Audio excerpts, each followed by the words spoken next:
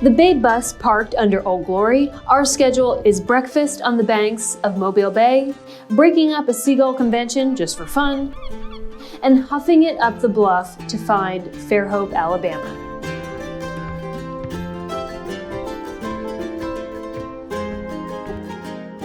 A small city designed to be a utopia. This used to be a wasteland. At $5.50 an acre, the founders started building and instituted a single tax plan which they believed would give them a fair hope of succeeding. Get it? It's adorable, but I was disappointed to see mostly new construction. A resident told me that Fairhope got popular before it put historic building ordinances in place. Many have been torn down to put up McMansions, who put stuff like this in their front yard. Really? About ready to bail, the visitor center insists I go in search of the local castles. As we cross over the fairy tale bridge, this part of my adventure needs to start with Once Upon a Time. Craig Turner Sheldon learned an awful lot about construction while traveling and serving in World War II, and he was a gifted sculptor. In 1940, he moved his family to Fairhope at the close of the war and started building a one-bedroom home for their family of 5. Over the years, it grew and grew without ever having a blueprint. Craig liked a deal and had 5 mouths to feed. He pulled all the rock out of the bay at low tide. The wood and materials he bartered. Everything else is made from recycled or discarded odds and ends. Stare closely and you'll see his collection now mortared into a time capsule.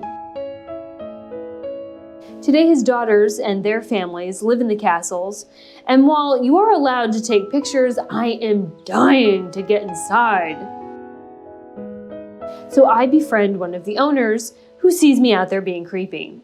And then to my luck, a bus full of senior citizens is here for a scheduled tour. Today, I'm free riding, even though it's 500% obvious I'm not a member of this party. They got 5 ship stores from an old wooden ship. Craig's daughter, Pagan, yes, her name is Pagan, long story, moving on. She's our tour guide, and her bedroom, while she was growing up, was inside of this tower. On her wedding day, she tossed her bouquet from the tiny window. The doors are unusually small. It's because they came from ships. Craig let anyone he admired carve their signature. Authors, politicians, and artists all made their mark here. The second castle was built later. Again, no blueprint. Again, all recycled materials. Again, all Craig's ingenuity. Acknowledge the 300-pound dragon atop the roof before making entry.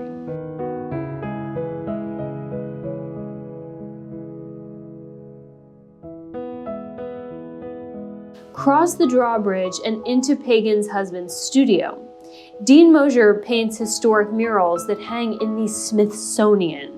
In this room, war heroes from all over the world have gathered to tell their battle tales so that Dean can bring them back to life on canvas.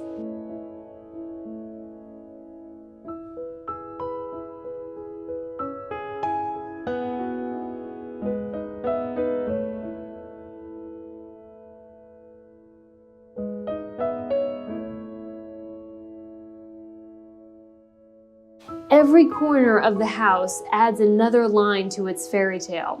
From the whimsical built-in cabinets to the kitchen table carved with uncomfortable little details exactly where an unmannered child might try to put their elbows on the table.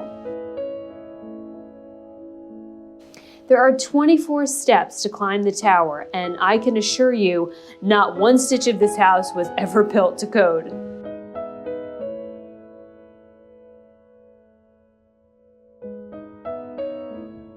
Team Retiree and I get to the tippy top and are rewarded with a hand-carved balcony showcasing the outrageous system of roof lines and that dragon.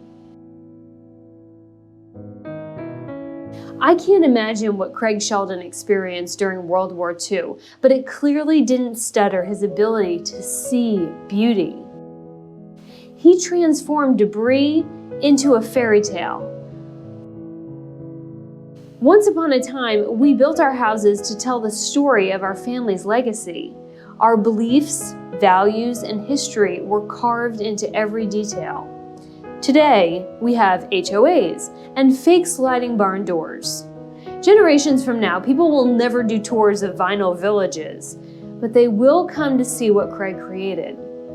Proof that even with little money, you can still create magic with just your imagination.